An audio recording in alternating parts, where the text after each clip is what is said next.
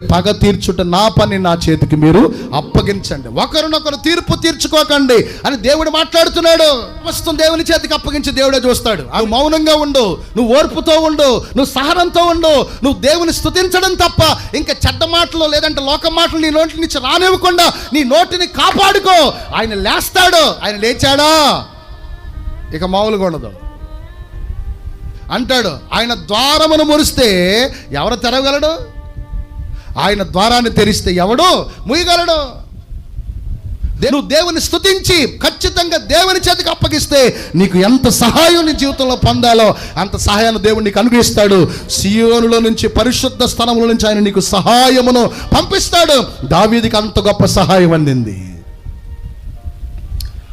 మనుషుల సహాయం వ్యర్థం, దేవుని సహాయం చాలా శ్రేష్టమైంది.